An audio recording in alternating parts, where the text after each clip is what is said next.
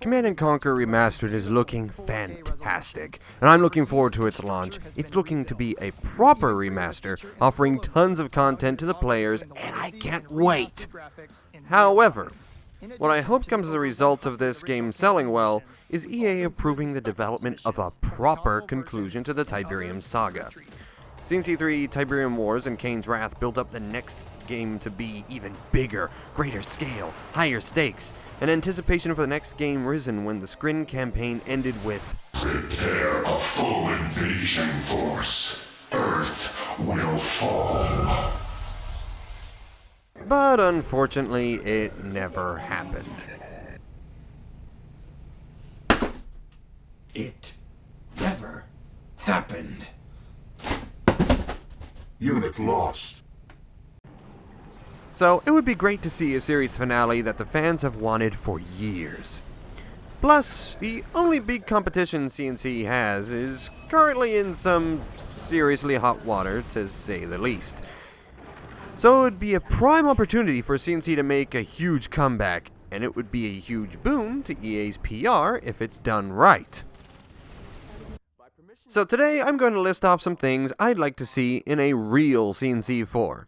If you have any ideas and suggestions, feel free to comment on it. Maybe we can make C&C 4 a collaborative effort like the remasters are.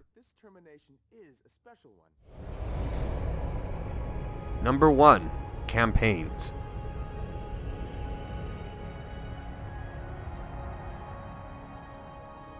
Most entries in the C&C saga make their campaigns act as a separate canon. What would happen if this side won? The C&C 3 Tiberium Wars had campaigns that occur within the same canon, setting the stage for the next game. For the finale, I think it should return to the independent campaigns, each faction accomplishing their ultimate goal once and for all. GDI eliminates Kane and fights off the Skrin and cleanses the world of Tiberium. Nod. Basically, think of the Tiberian Sun Nod ending. That was perfect.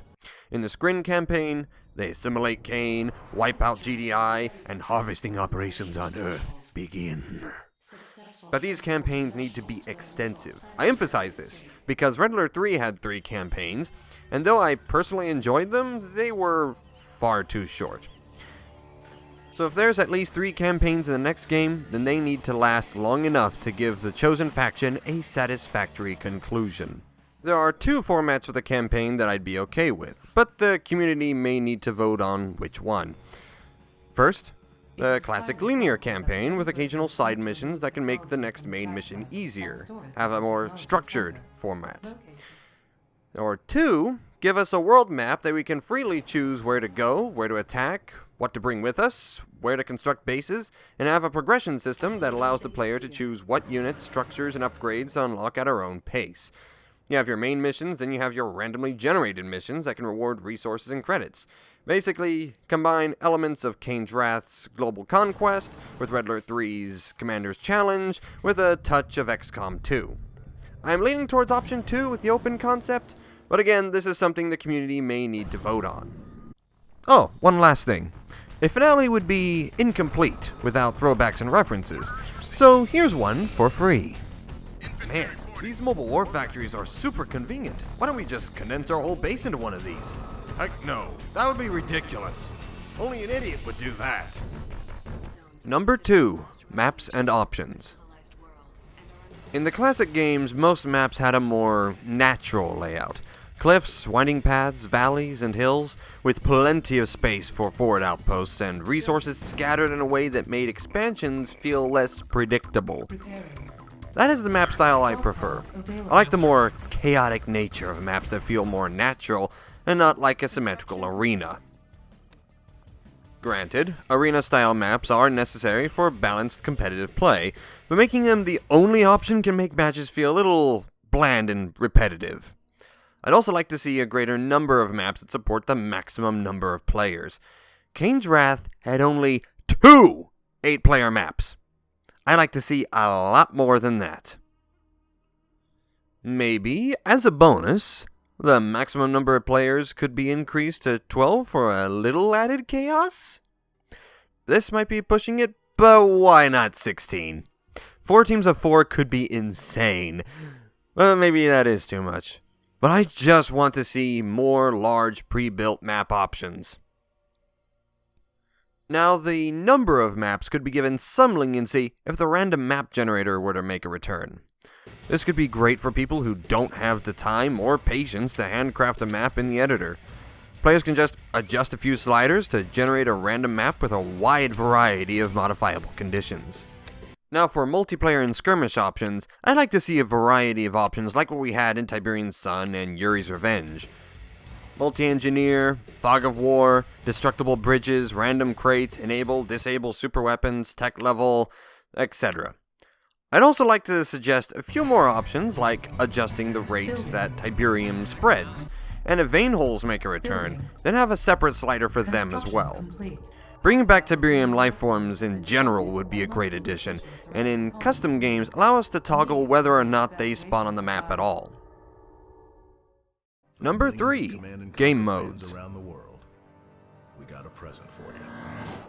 A wide variety of game modes would give players more reasons to continue playing the game. Like a survival mode to defend your base against growing waves of enemies. Something I found surprising about C&C 3 was the fact that the console version had a few extra multiplayer modes, but the PC version just has the classic Command & Conquer mode. Yes, I started with the console version because I didn't have a good PC at the time. Laughs in 64 gigabytes of RAM. My favorite mode from the console version was Siege. The match would start with a siege timer, during which there would be an impassable barrier surrounding each player's starting area.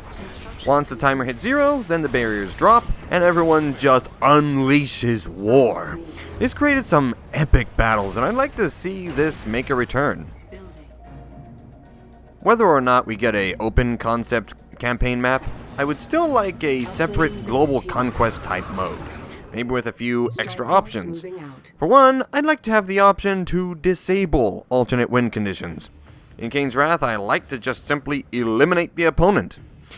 There were a couple times I accidentally won early by completing the alternate win condition, so the ability to choose different win conditions or just disable them altogether would be great. A multiplayer version of this would also be appreciated as well, and supporting more than 3 players would be nice as well.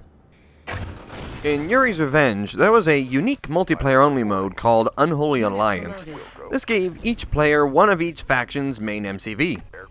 I really liked this idea, but the problem was, it was a multiplayer-only mode. I'd like to see this return, and perhaps add a few variations of it. One version gives you one of each main faction's MCV, while another version could instead give you an MCV from each of your chosen faction's sub-faction. This could be a fun, if chaotic, bonus for custom games and skirmishes. I would also like to have the ability to play the campaign cooperatively. In Red Alert 3, I liked the idea, but it was designed in a way that made it feel sorta invasive. Whether you wanted to or not, you had a co-op partner in every mission. If you didn't have another player, you'd be stuck with the AI-controlled co-commander. Instead, if you launch a mission solo, then it's, of course, balanced for a single player. But you could opt to send a distress signal, another player can join your mission. Depending on numerous factors, they will be given a variable budget, which they can use to choose what units and structures will be available at the start. Then you hear, reinforcements have arrived, and then they are deployed to an open area on the map. You could also invite a friend to the pre-mission lobby to launch the mission in co-op. Then, as a bonus, how about co-op challenge missions?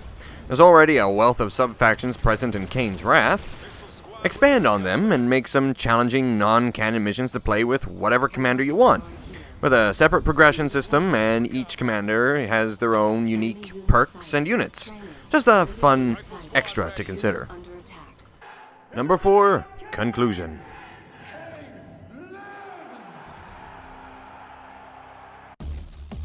One final thing that the next game must have, without fail. If this cannot be met, then all of this would have been a waste of time. Joe Kukan returning as Kane.